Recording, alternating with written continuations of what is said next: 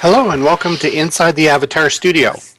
Inside the Avatar Studio brings together innovative leaders from the virtual technology frontier to discuss their perceptions, perspectives, and predictions of what being virtual means in today's society. I'm your host, Kevin Feenan, and with me today is Mel Burns-Ryder. Mel Burns first came to Second Life to explore the possibilities of expanding his internet work into the 3D web, and became fascinated with the social and cultural aspects of its thriving communities. His professional experience includes software training and producing mixed media, therefore a natural transition to become one of the most foremost prestigious news sources for Second Life in virtual worlds. Mel, thank you very much for being on the program here. Well, thank you, Felon. Good to be on the other side of the production crew, so the camera, so to speak, for once. I was about to say, we got the whole thank you for being on the program, but you're always on the program. Yeah, I'm lurking in the background, aren't I? Sort of, but a lovely introduction. Thank you for that. Oh well, sure I don't deserve it, but. Oh no! Bevan said this is what I had to do, so we have to go with what Bevan says. Fair enough. There's so many different aspects in terms of what you've been doing over the past. Oh my goodness! I mean, as long as I've known you, anyway. So I mean, that's been a good 5, almost 6 years now. But I guess one of the first questions I really sort of want to ask you is, are there any portions of this thing we call the internet pie that you don't have your fingers stuck into? That's a good question. There must be. I mean, I'm stuck in the news feeds, I'm stuck in the social networks, and I'm stuck in the Metaverse platforms. But I mean, just take the number of open sim grids and stuff that are part of the Metaverse now. I mean, I can't possibly have an avatar and a login for every single one of them. I tend to stick to a Second Life and be the hypergrid. I mean, you go where you need to be, really, and it's a bit the same with news. I mean, I aggregate stuff. I have my ways of posting stuff, sorting through my feeds, getting what I want, but it's something that changes all the while. So I might be using a service or something a year ago, which I don't even touch now, because it no longer fulfills its function, so to speak. On the other hand, there's obvious things like Twitter, which I've been using since it was in beta, and which I still use all the while, as you know. So, well, I find it quite fascinating because there's very few people that I can look to who have who appear to have their finger on the pulse of what's going on inside these virtual spaces. And, certainly I don't know how you do it, because I know there's no way I could possibly keep on top of all of what's going on, never mind the amount of time that you put into, just with regards to the Twitter feed alone, the news articles that come across that you and then in turn sort of filter and send out to the rest of us. How do you find that process? I mean, to me, that seems like a fairly complicated process. I mean, that's a huge undertaking. The undertaking sort of is, in a way, but I mean, it's not actually as hard as you might think. It's more a matter of routines. I've been aggregating news since more on the political, sort of progressive politics side for much longer. And my interest in the Metaverse awoke, shall we say. So I've always had these sort of systems for doing things, bookmarklets, robots, you code a little robot button in a browser that does all the dirty work for you. And sometimes you have to work a while on setting up things, but once they're set up, hopefully, I just make it as easy as possible. I'm very good. I'm a nosy bastard, really. I mean, I have to read everything, and when I say read everything, that itself is a bit of a lie. I mean, what I do is I scan things. I've got an overview. And I enjoy scanning a lot of things. You know, I go through hundreds and hundreds of fashionista blogs every day, for example. Now, there's no way I'm reading all those. I don't even look at half the pictures, but I am scanning and getting a feel of what's going on. And when I'm in the rhythm of that, for want of a better phrase, then I find it very easy to spot what's important. It does stand out in the flow of the river, as it were, and it's the same with other feeds, for example, which are more technical or to do with the hypergrid and things like that. Then those I pay a lot more attention to. But again, I don't repeat a second news item that is basically repeating one I posted a couple of hours earlier. So it's really a matter of just spotting what is important. And if it's important to me, I clearly read it and absorb the information. Other times I can tell something's important, but I don't necessarily read the whole thing. For example, Rockcliffe might announce an event. And there might be a long blog post on it, and I will know enough to say, oh, well, that's a worthwhile event. I will tweet its existence, but I may not well read the whole blog, you know, over and beyond the date and time. So, you know, there are tricks to this. I mean, I think what I do that other people sort of find daunting is that I just have maybe a talent for absorbing news, scanning it and seeing what's important, and having the buttons in place, as it were, in my browser or on the iPad to literally tweet something or send it to Scoop or send it to Facebook or send it to Digoo. I do post all over the place, really, and I tend to post serious metaverse stuff to Twitter as Mal Burns, and then Second Life stuff I post to Twitter as Mal Burns Writer on a separate account. So I sort of divide these things. I've got a whole load of links at a place called Digoo, which have nothing to do with the metaverse whatsoever. So I do divide up the places where I actually send the material, mostly to stop spamming people. You know, if people are following me on Twitter because they're interested in the metaverse, I don't want to shovel all my other stuff onto the readers of that particular feed. So I create a different feed for that. But all in all, I mean, it takes up a lot of time, but I would be reading this stuff anyway. So, you know, it's not as hard as you might think. So, my apologies, 1 second.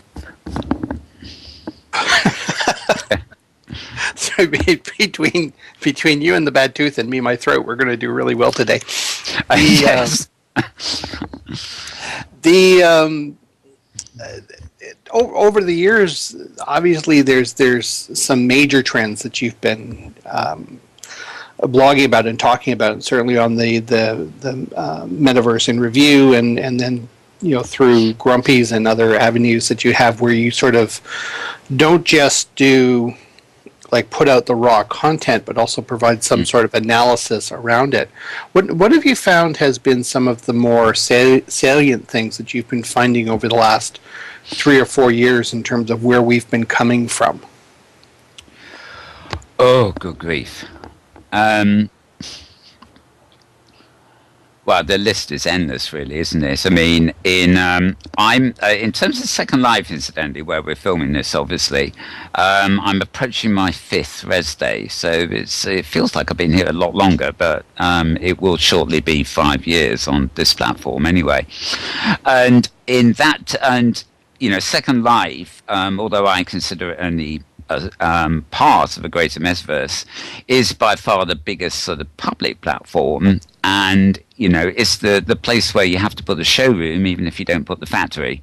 It's a vast social platform and everything else, and you know, in that small period of time, it's very easy to forget just how much Linden Labs, who runs Second Life alone amongst the metaverse, have actually achieved. I mean, in my time here, we have seen voice come in.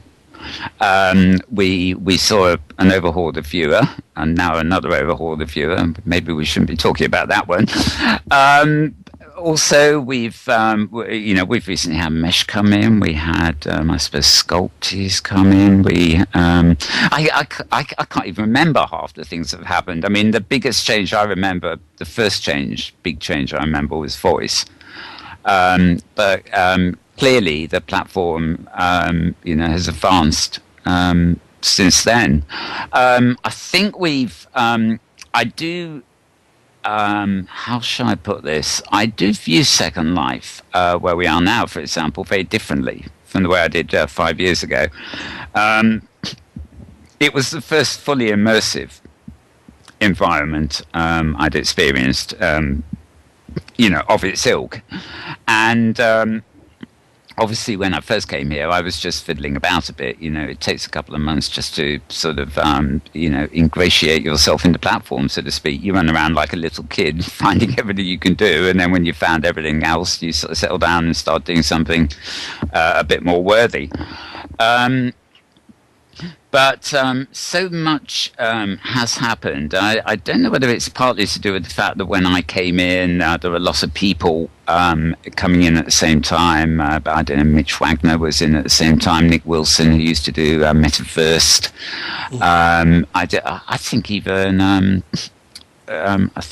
Robert from Metanomics was a part of the original group. The whole group of us who had been sort of Twittering, and we came in about the time I came in, and we had these regular sort of Twitter meetups in World. And I think there's similar things happening now, but, there was obviously a group of us at that time and at that place. Now, some of those people have now moved on to other things completely unrelated to Metaverse.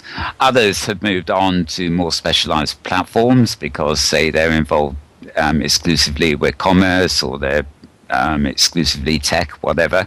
So that little community I started off with is obviously fragmented, and there's a lot of change going on. For example, when I look up things happening in Second Life at the moment, there is so much going on. I hardly know where to start. Yet at the same time, all the old things that used to be on my regular list have sort of moved on themselves. They're either not happening or they're happening somewhere else. So I tend to view Second Life, and like the other Metaverse platforms now, as somewhere to sort of jump into when I want the presence, when I want to attend something, be it a talk with you like this, or whether it's listening to some music or visiting an art gallery. I tend to go in to do those things. I mean, I normally log in at least once a day just to check the mail and sort out the office and stuff like that. But I certainly don't spend the degree of time that I used to in here. And I think part of that too is the fact that I know the interface. I know my way around. I know what I'm doing. So there's no learning curve left when it comes to jumping in and attending something, as obviously somebody who's never done it before gets. So I think the more we become familiar and at ease with these kind of platforms, then the more our attitude to them changes, or certainly it has done in my case. I mean, I know there are people who 5 years in will still be in here 24 hours a day if they can, but I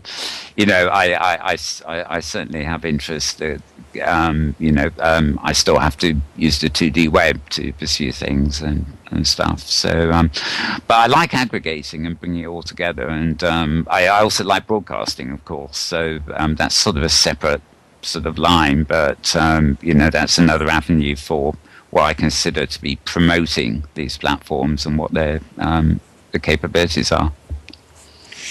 Right. You're just talking about this idea of, and we've heard this from others where they've said, you come into an environment like Second Life or OpenSim or one of the other metaverses that are out there, and there's a learning curve. So you spend a fair bit of time, going through that, and after a while you become at ease with the environment, and after a period of time, it's sort of, you're not quite as spending as much time in here as you said, what you used to early on. And I certainly know it's the same for myself and other people.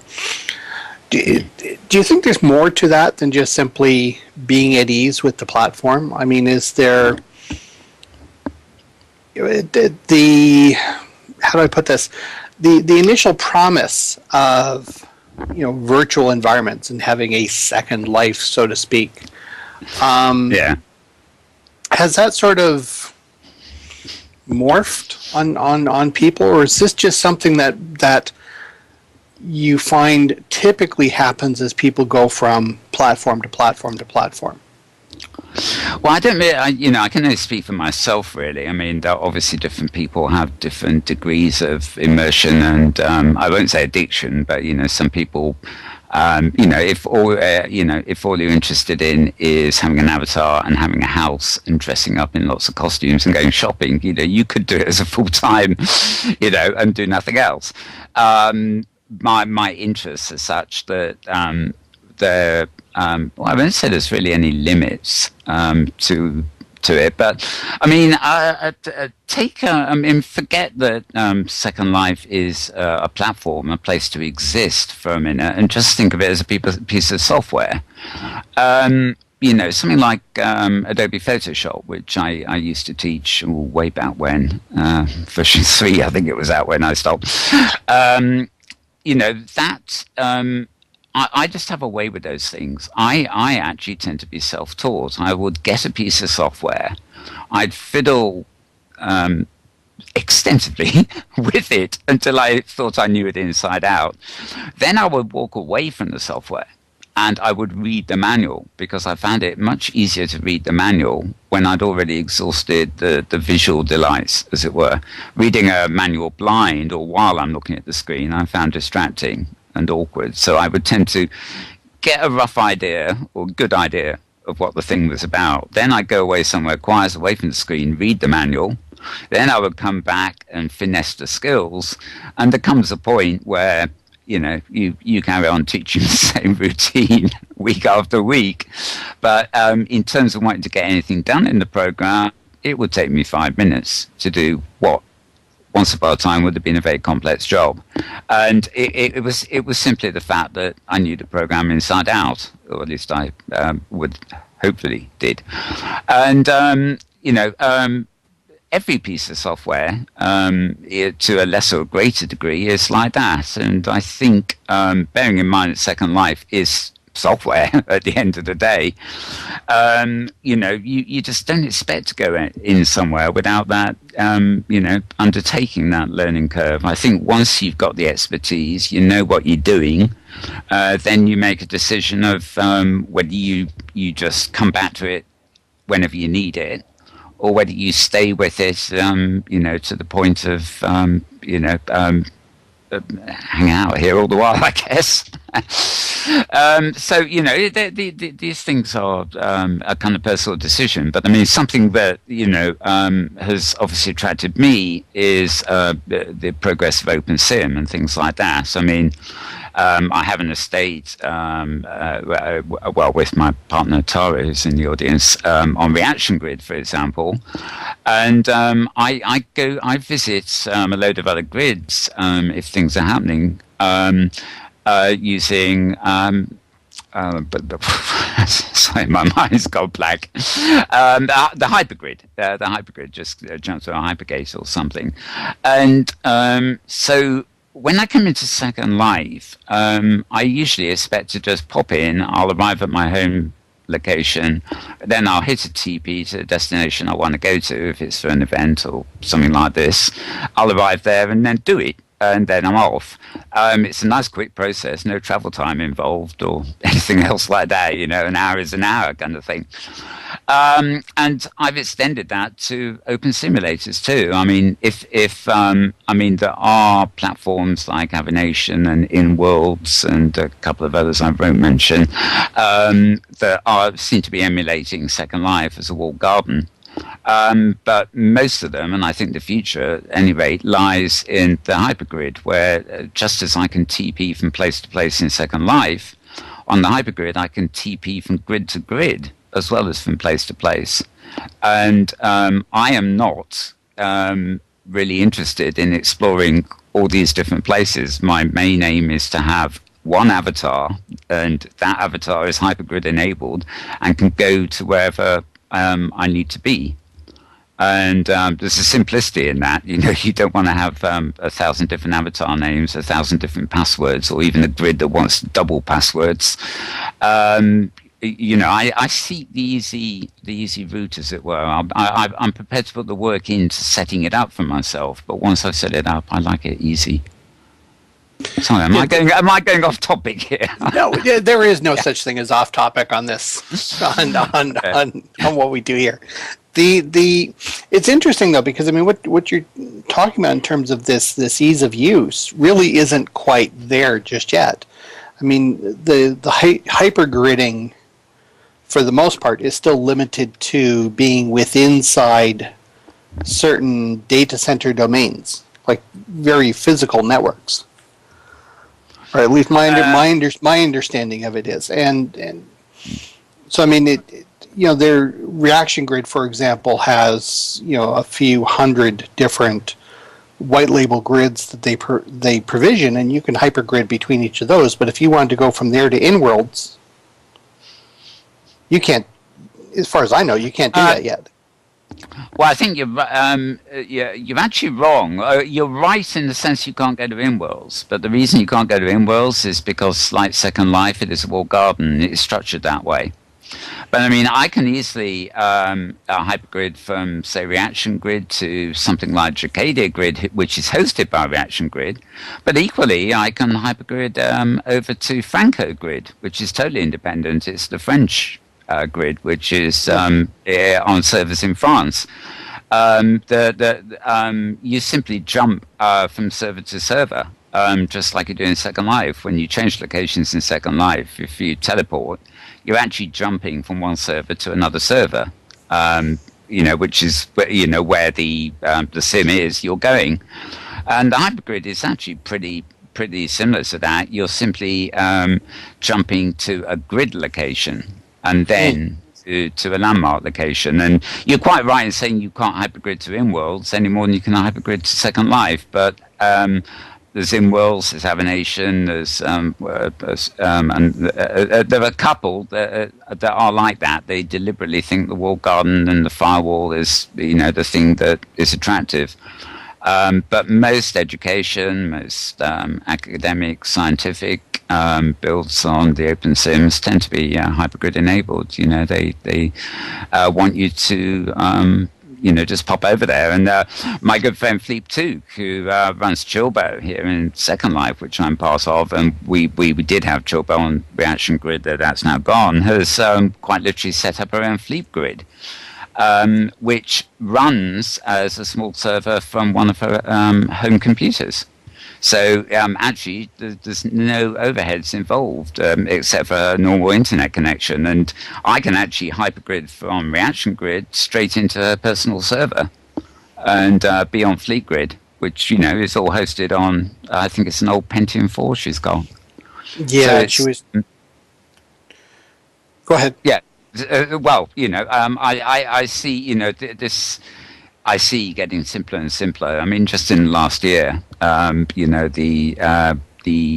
protocols and things to be able to do all this have been getting slicker and much easier to use. And of course, Pathfinder Lester, who used to be a Linden, is sort of running what he calls it a hypergrid adventurers club, which is just dedicated to sort of thrashing out this sort of traveling around everywhere.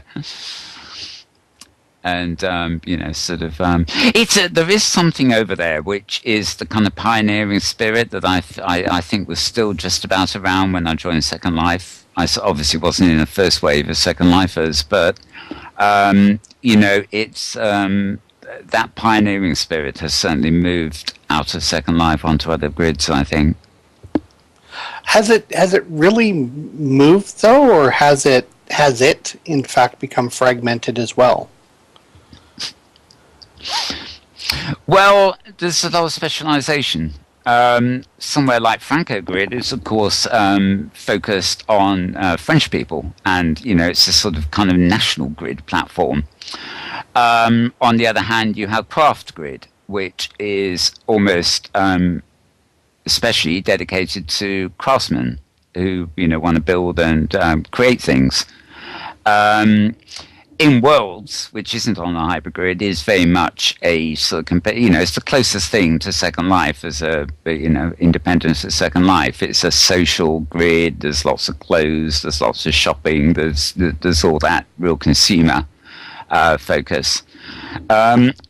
So long as these grids are connected together, I don't think the fragmentation, as you might call it, is too important. It's actually quite helpful to have a speciality grid. If I'm sitting in my house in reaction grid and I think, hang on, I want to know about space technology or something, then it would be quite helpful to actually teleport over to a grid. I know it's a science grid. It might be NASA or something like that, which is devoted to the subject I want to find out more about. It's almost a way of you treat each grid as a specialized destination.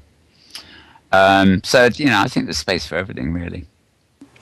So let me ask a little bit of a loaded question then, because we've obviously talked, and you've heard me ramble on occasion about Linden Lab sort of giving up their competitive advantage in terms of things that they've been doing, but in listening to what you're saying, I'm sort of getting the impression that to a certain extent this might not really have been a bad thing in terms of the lab giving up that competitive position, right? In that it has forced people to explore other options.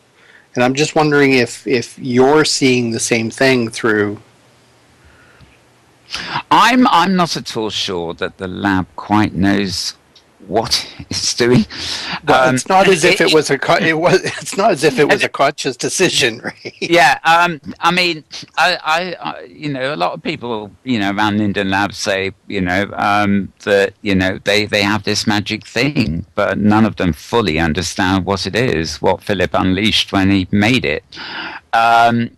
Clearly, we've passed the visionary era where Philip, the founder, was CEO and sort of the spiritual guidance, as it were.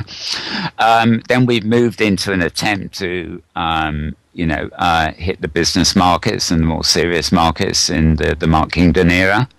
And now we're in an era which seems to be coming back, much more back to the social aspects of it and even the gaming aspects of it. Where it would go in future, I'm really not sure. But you remember that the open sims tend to operate on a branch code from what Linden Labs have, and obviously Linden Labs, being a major company, are spending a lot of money on updating their viewer all the while. I actually want to see an independent Metaverse viewer. I'm fed up of seeing about several trillion versions of the Second Life viewer. I'd rather actually have a Metaverse viewer that strips out all the Second Life stuff and then, plugs them in as necessary. But I think Linden Lab in Second Life here still have the major public platform. It has a huge social user base. The only one really that competes with that is probably in Worlds. It has a lot gained for it just by way of legacy. It's got education, but it's also got music, it's got art and whatever. And now it's introduced Mesh. There's a new trend, and that is that the creators in Second Life are having to rely on Outworld creating tools a lot more and then bring them in-world. And this is something that OpenSim has always offered, the idea that you can create something, on Reaction Grid, you can then export it and you can import it into Second Life, and it's clearly your ownership because you imported it in the first place. And, you don't have to worry about not being able to export it because you created it on another platform and you've got a copy there that you can export anyway. So there are real drawbacks to working in Second Life. If I made this chair I'm sitting in, and it has nothing to do with copy transfer, the fact is I cannot get it out of Second Life even if I wanted to.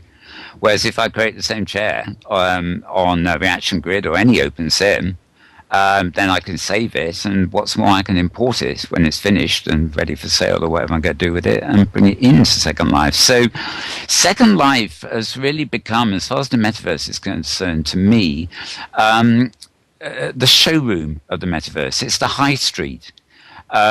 Just like I can go out in the organic world, just go down the block, turn into the high street, and I've got the stalls there, and I've got the showrooms there, and I've got local government there. I've got all the things you expect to find in halls and shops and stuff like that in the high street. And the shops, when I pass them, have got window displays. They are showrooms for products, and they are there to sell you products. But you don't walk down the high street and expect to see the insides of a factory or a research lab or something like that. There may be one there with its entrance hidden away somewhere down an alley. But, that is not the purpose of the high street, really. And it's clearly no longer the purpose of Second Life. People who want to run factories and want to create heavily and control rights and stuff like that they're going to do it outside Second Life. But Second Life is still important because it is the place you bring everything in to sell it, because its economy is bigger. It is the biggest platform, so there's more people potentially walking down the high street to see your product, if you see what I mean. And, musicians will still come here because it commands the biggest audience. Although, of course, audiences are limited by SIM capacity and everything anyway. There's lots of ins and outs of this, but, it's just that public space, that sort of new pavilion that Second Life represents that I think is the key to its success and longevity, and where it will continue to go. I think we'll just see a lot more of the industrial aspect of the metaverse shifting outside Second Life, even though it may connect back in by way of importing goods, or if the hypergrid becomes big, there'll be a point in time where Second Life will say, well, we'll allow people to teleport in or teleport out, but not both. Or, they'll probably eventually come to, this sort of agreement, when common standards develop, usually everybody wants to plug into everybody else. In much the same way the Twitter and the Facebooks of this world all plug into each other and interconnect, even though they started independently. Right. As part of this, you mentioned a couple of different things that I thought was kind of interesting. One was this aspect of the nature of the platform seems to be evolving a little bit more and is going a little bit more towards the social and the gaming side of things. However, in order to do gaming, right, and we were actually just sort of not exactly, we were talking more about machinima, but before we actually started the program here, we were talking about the complexities involved in having the back-end infrastructure available in order to do things that are more complicated than what is necessarily available off the shelf.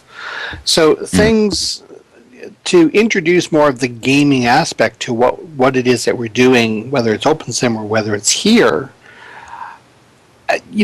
I don't quite see the toolkits being available just yet, although Linden Lab is talking about making the toolkit for Linden Realms available at some point over the next year. Right? I mean,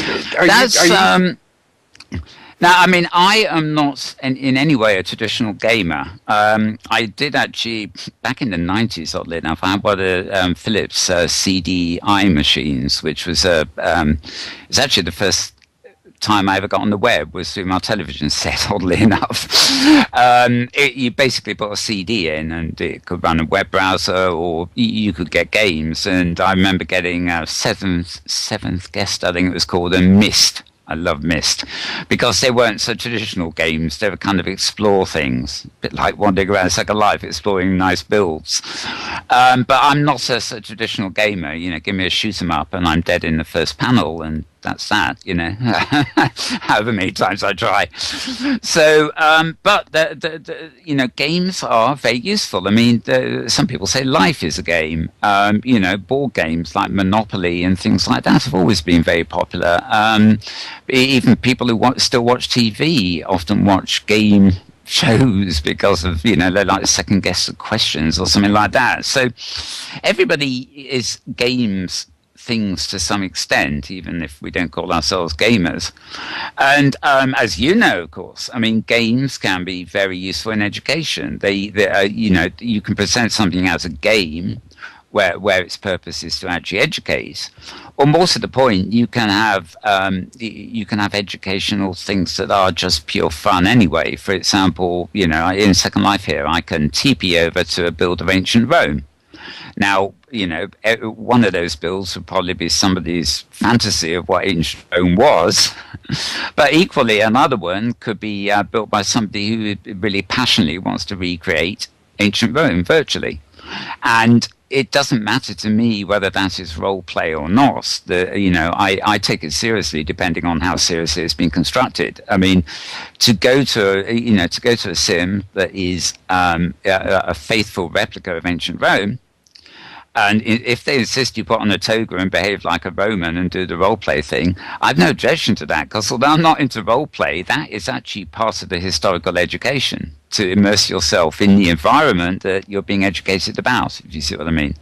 So there's so much overlap in these things. I can't just say, oh, I'm anti-role play, I'm not into all that, because inevitably it's rubbish. Just by changing your costume, you're into role play to some extent. So, the things that Linden Wells have introduced, they're just really a few technical things at the moment.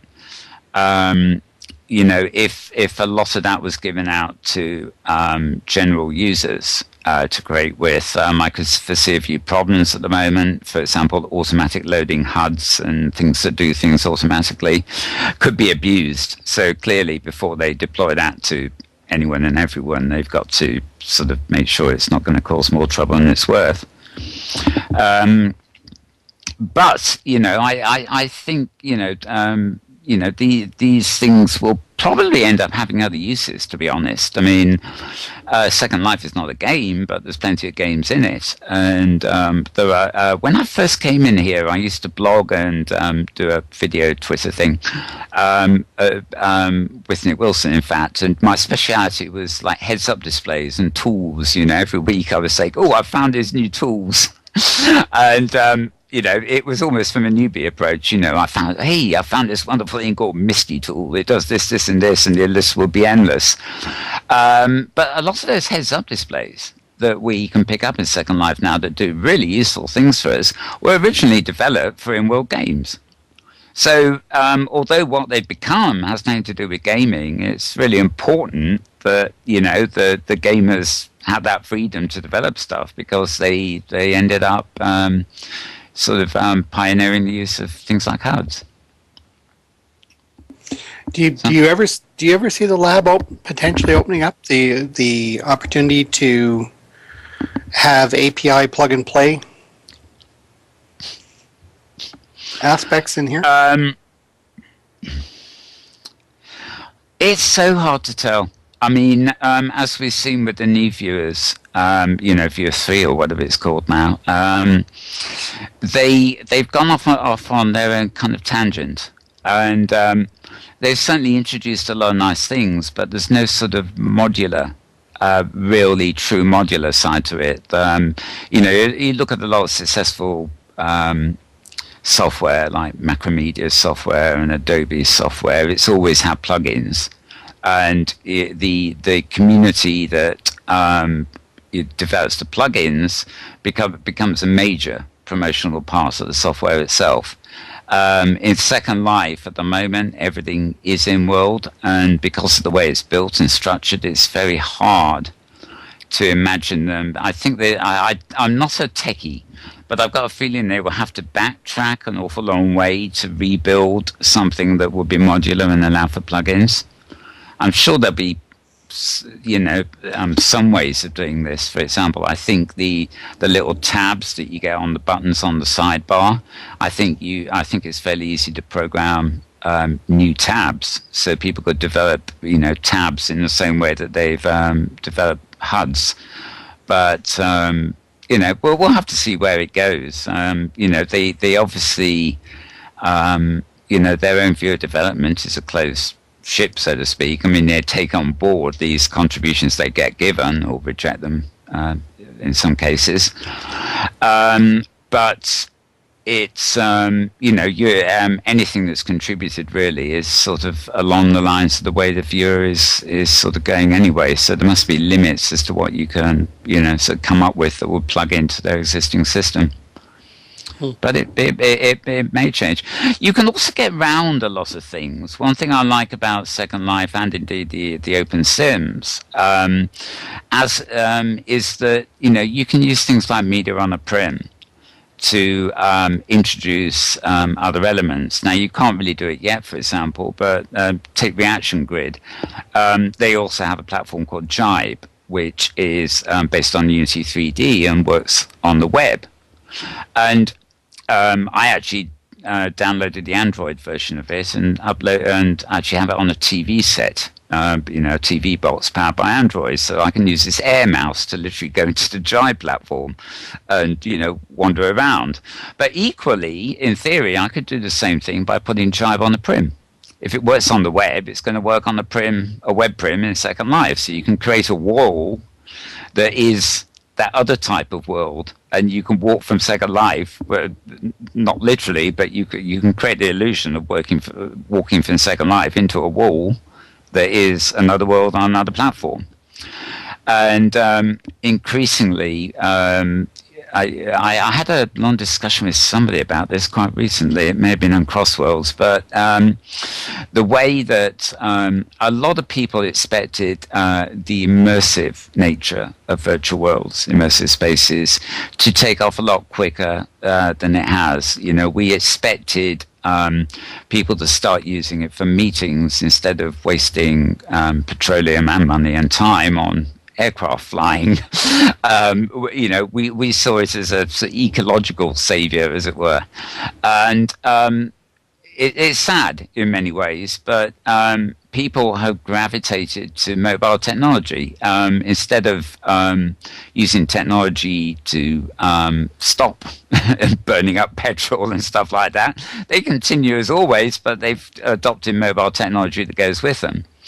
And certainly for the next few years, I think, the pad computers, the Androids and the iPad are really taking over. They can deliver perfectly good, video quality, interactive stuff, and they are just so easy to move around with, as we know from phones. And I think that's a market that has to be addressed if you're trying to communicate with people. But I think, personally, that, one of the things I like about Second Life, and even more about places like Reaction Grid, is they actually provide somewhere for me to slow down. If you're wandering around with these mobile devices, your social network's firing up and down all over the place, you don't get a chance to relax, and you don't often get a chance to sit down and really focus on what you might get at a meeting or in a classroom or at a concert or whatever.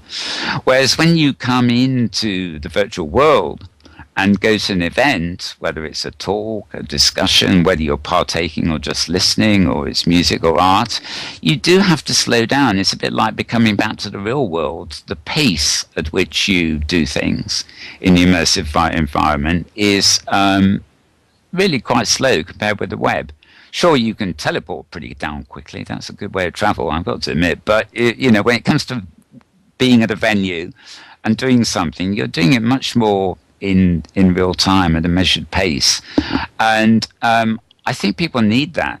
I think we're going to see in the next few years a kind of burnout with the Facebook kind of thing. I'm not saying Facebook will collapse, but, it is too demanding of people. How many information streams can you take in? How can you sort it all out in your head and still feel like you're not sort of overwhelmed by it?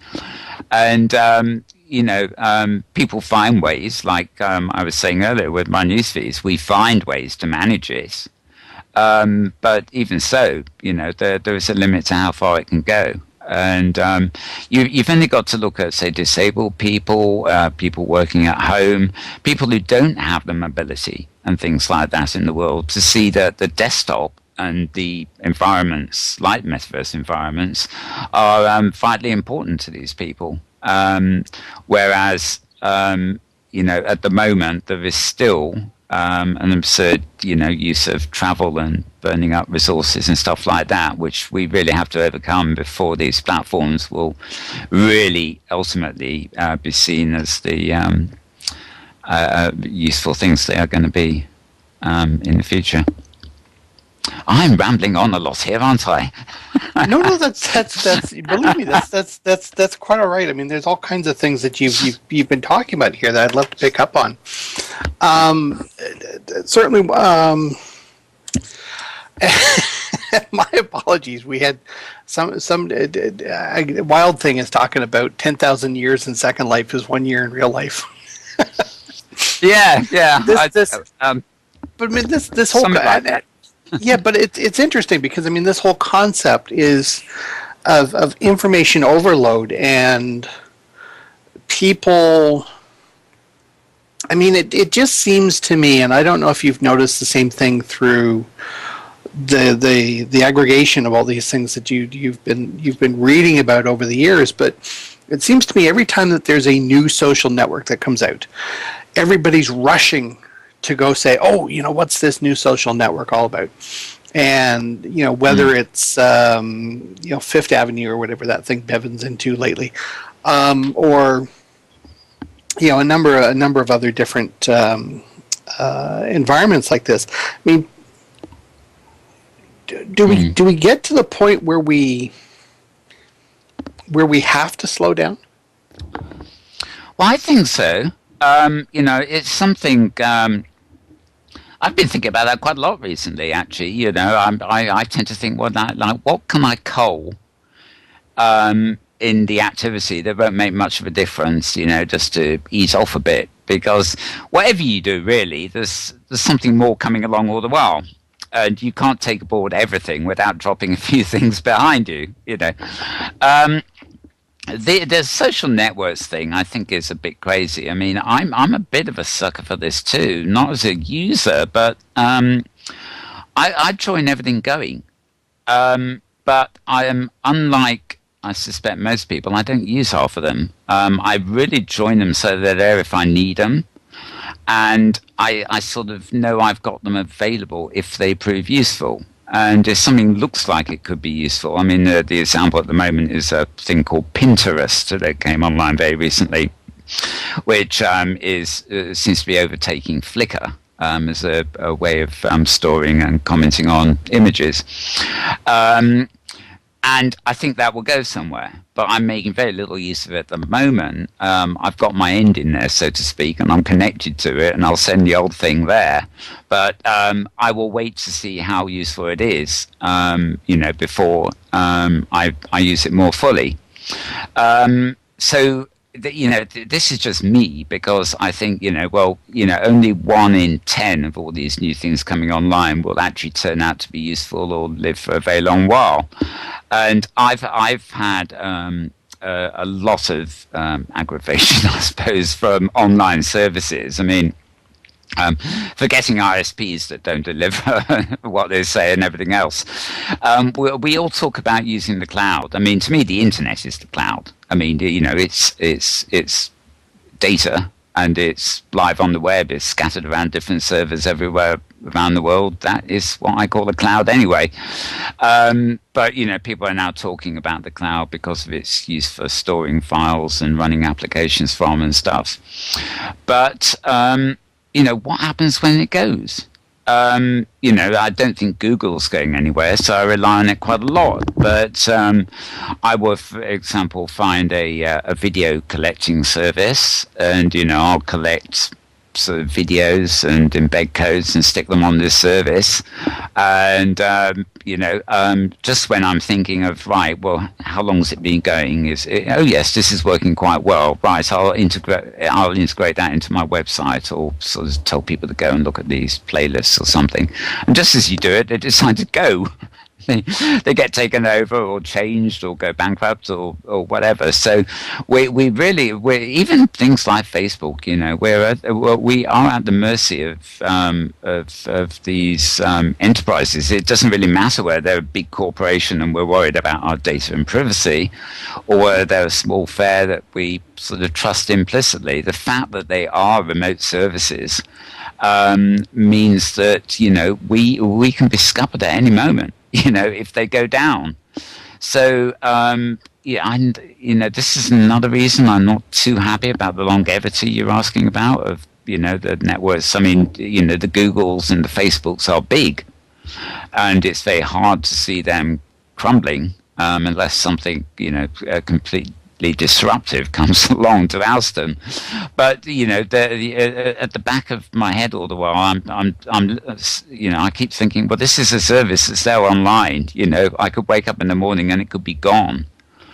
Whereas, it's one of the fun things about yesterday in a way was how many, it's a SOPA protest, but how many sites either changed themselves or just disappeared for that short period of time, and it made you think, well, hey, hang on, today's not right.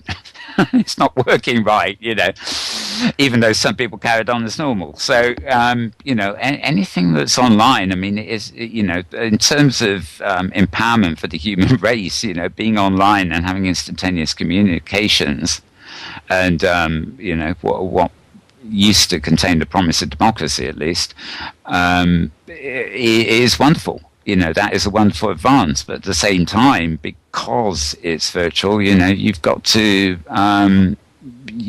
worry about its sustainability.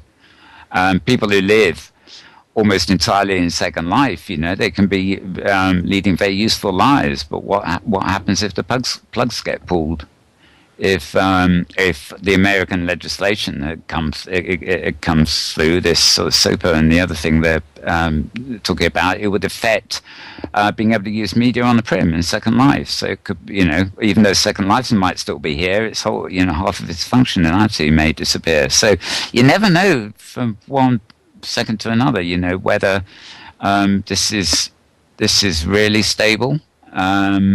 So I think it's only healthy to assume the worst, if you see what I mean, but being optimistic at the same time. If that makes any sense at all. No, to me it makes total sense, because I've actually blogged about this very subject myself in terms of the this concept of legacy, and how in the quote unquote, and I know everybody now hates the term real world, right? Real life, but when you're out here, when you're away from the computer, the things that you do out here have some form of permanence associated with them. And yet everything that we do within a virtual world only has permanence insofar as whoever is paying the bill for the technology at the end of the day. Right, and the easiest example that I can point to is something like WorldCom, because I mean here you've got a multi-billion-dollar corporation with telecommunications into every continent on the world, and within 5 years they effectively disappeared from the face of the planet. Right. Well, look at look at today. Finally, they officially announced Kodak have gone bankrupt. Yeah, I just heard that just a few hours ago. I mean, that company is 150 years old, and actually, I taught for them at one point, and in the early days of digital photography, they were in the lead. So it's not just purely not caught up with the modern age, but these things are fragile. It just takes a wrong turning somewhere, and a monolith like that can just disappear. Mm-hmm. But I was, I think there's a balance here. I mean, one of the biggest criticisms I've heard of Second Life is that, and actually this has come from former Lindens when we've been talking about the hypergrid and stuff too, is who ever heard of a piece of software where you can't back up your work? Well, I'm afraid Second Life, you can't. Well, that's called Windows. Don't even talk about them. But no, I mean, you can say, right, well, we have our virtual things that we do online, and we have my name for it is the organic self, the organic world, which organic, atomic, whatever. Physical things you can back up there, but I'm used to, I would say create something, be it in, Photoshop, of course, will be offline, but, I'd be used to creating something. Say I create a spreadsheet in Google Docs, and it's a lot of work, and it contains some very valuable data. Then I back it up onto my local disk. So if Google vanished overnight, the work I did using Google's platform is I still have a copy, and I still have the value. But, in places like Second Life, and increasingly with a lot of cloud services, you don't necessarily get all that stuff. Flickr, for example, takes all the rights in anything you ever post to Flickr. People don't question this. They're so anxious to use Flickr, they just press the button saying, yeah, I agree to all that, whatever it is. And they post their stuff to Flickr, but it becomes owned by Flickr when, in the small print, the moment you post it there. You can actually download stuff from Flickr, but if you actually go to a web page and try and download a picture from there, it is, it doesn't let you. You have to be devious about it or use special programs. I think automatic backing up of, work you do, assets you have virtually is absolutely vital. If they need, if they're other people's assets, like, if the clothing I'm wearing, this avatar is wearing now, is, created by somebody else, then fair enough. I should be able to back it up and wear it wherever I want to wear it. I shouldn't be able to copy it, but, that's simply a matter of putting some copy prohibiting code in the asset itself. I better not even go into what the giant Hollywood companies are up to at the moment. But my opinion basically is, if you don't like what's happening to the stuff you put on the web, don't put it on the bloody web in the first place. It's like an artist. They can't moan about a low resolution JPEG being ripped off, because the reason they put it there is to get exposure for their work. If they are silly enough to put a high resolution copy of their work on the web that is good enough for somebody to print off as a high resolution print, then that's their lookout. They should, but a lot of people who are moaning left, right, and centre about all this stuff just don't understand how it works, and they just think they have some divine right to say, oh well, we've got to control this. Anyway, I'm not going to. I better not wander off into that territory, and I think we're nearing the hour. I think we are. So I'm going to ask the infamous wrap up question here. If you had a crystal ball, what do you think the impacts of virtual worlds will be on society 5 to 10 years into the future? Wow. And you can't claim that you didn't know about this one because you've heard it 300 times so far. Yeah, but I've temporarily forgotten.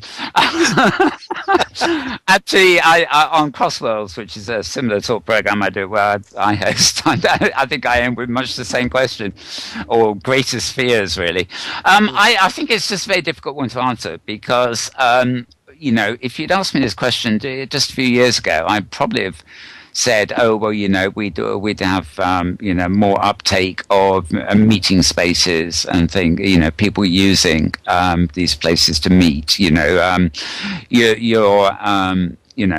local book club may not meet here because they're just down the road organically. But if it's a specialty book club and you have to travel a long way to meet your friends in the Yellow Flowers Manual Book Club, something rather specific there, I think, then it makes much more sense that you would meet in somewhere like Second Life, and that's just on a simple level.